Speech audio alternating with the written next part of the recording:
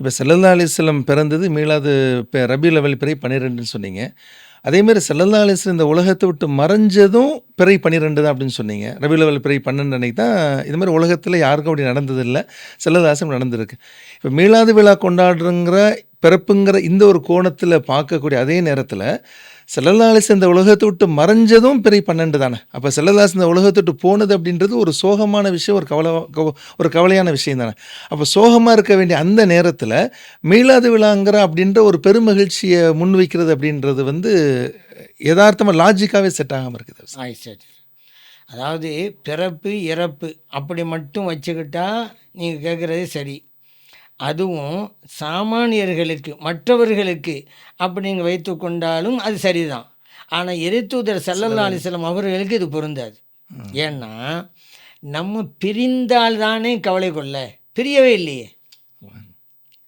அவர்களோடு இன்னும் நமக்கு தொடர்பு இருந்துக்கிட்டே இருக்குது.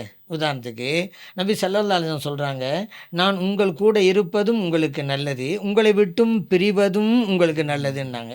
இப்போ நம்ம கூட இருக்கிறது அவங்க நல்லது தான், பிரச்சனை இல்லை. நம்மை விட்டு அவங்க பிரிந்து போனால் கூட நல்லதுன்னு சொல்கிறாங்களே எப்படி? நபி ஸல்லல்லாஹு அலைஹி வஸல்லம் விளக்கம் தர்றாங்க.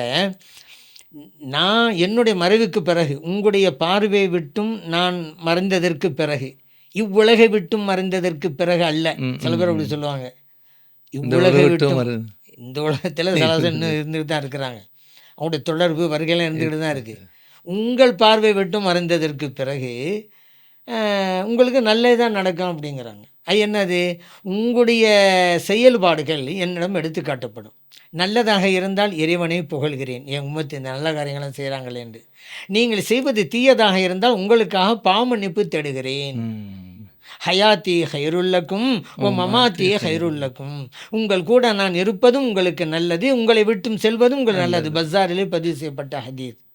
அப்போ நம்மை விட்டும் அவர்கள் செல்வதும் நமக்கு நல்லதுன்னு சொன்னால் நம்ம வருத்தப்படணும் என்ன? அதே போல் இப்போ நம்ம வந்து ஸலவாத்து சொல்கிறோம். நபி ஸல்லல்லாஹு அலைஹி வஸல்லம் எடுத்துக்காட்டப்படுகிறது. மலக்குமார்கள் எல்லாம் நியமித்து வச்சுருக்கான். யாரெல்லாம் எங்கெல்லாம் ஸலவாத்து சலாம் சொல்கிறாங்களோ அதை கொண்டு போய் அங்கே போயிடுறாங்க. இந்த ஊரில் இன்னார் உங்கள் மீது ஸலவாத்து சொன்னார் யா ரசூலல்லாஹ் அப்படின்னு சொல்கிறாங்கல்ல. அப்போ நமக்கும் நபி ஸல்லல்லாஹு அலைஹி வஸல்லம் அவங்களுக்கு மத்தியில் தொடர்பு இருந்தானே இருக்குது. நசாயில் பதிவு செய்யப்பட்ட ஹதீஸ். அப்போ தொடர்பு இல்லாமல் போனால் தானே வர கவலைப்படணும். நம்ம தான் தொடர்போடு இருக்கிறோமே. நபி ஸல்லல்லாஹு அலைஹி வஸல்லம் அவர்கள் நம்ம தொடர்பு இருக்கிறது, நம்ம கூட இருக்கிறார்கள் நம்ம நினைக்கிறோம். அப்படி இருக்கும்போது அவங்க போனது நமக்கு நல்லது தான். அது எந்த கவலையும் கிடையாது நமக்கு. ஆகவே தான் இந்த ரெண்டு இருக்குது தான், ரெண்டு இருக்குது. ஆனால் பிறப்பை மட்டுமே வச்சு கொண்டு தான் நம்ம இது விழாவில் கொண்டாடுறோம். இறந்து போனது, உலகை விட்டு மறைந்து போனது அதல்ல. நம்ம தான் சொன்னோமே, நம்ம இறந்து போனது அப்படிங்கிறத நம்ம யூஸ் பண்ண மாட்டோம் பொதுவாக. மறைவு தான், இவ்வுலகை விட்டு மறைந்ததுங்கிறத சொல்கிறாங்க. அதை கூட நம்ம தவிர்க்க விரும்புகிறோம். நம் பார்வை விட்டு மறைந்து போனது அது நமக்கு நல்லது தானே.